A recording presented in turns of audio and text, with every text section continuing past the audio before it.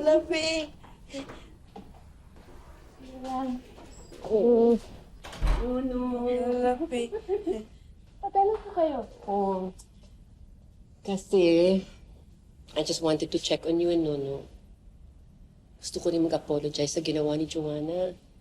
Alam ko naman hindi siya hihingi sa'yo ng apology, kaya ako na humihingi ng dispensa. Wala.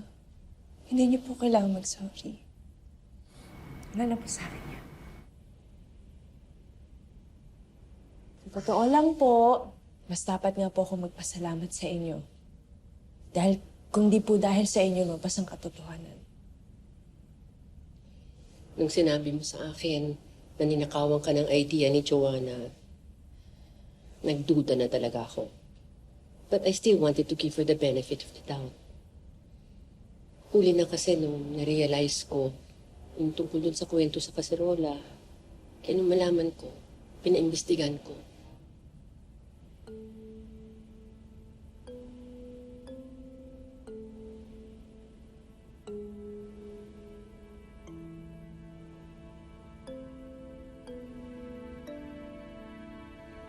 Wala po akong mahanap na proof. Kasi wala pa pong CCTV sa office area ko. Saan niyo po ito nakuha? Sa isa sa mga janitor natin, kanina umaga lang nga niya ito binigay sa akin. Nung may meeting.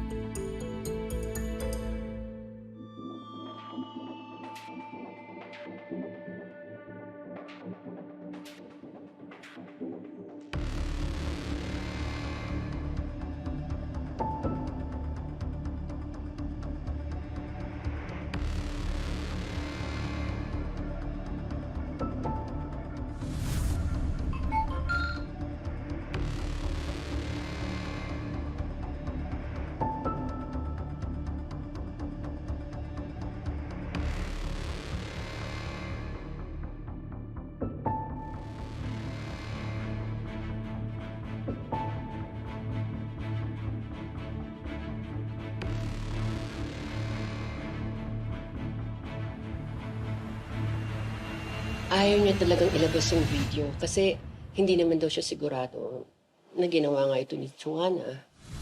Eh, bakit po nagbagong isip niya? Nang malaman niya na ninakawan ka ni Joanna ng pinaghirapan mong idea, hindi na siya nagdalawang isip. Ayaw niya na maagrabyado ka.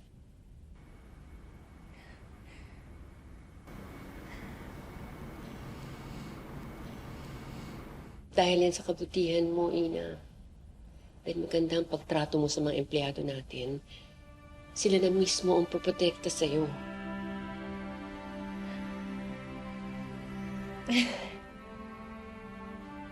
Pero paano na po yung project?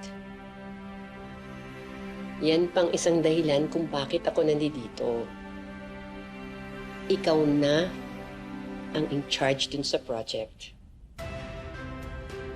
At dahil ikaw ang CEO, siyempre, mas nararapat na ikaw nang humarap sa press para mag-explain sa kanila lahat ng mga nangyayari sa kumpanya para maliwanagan sila.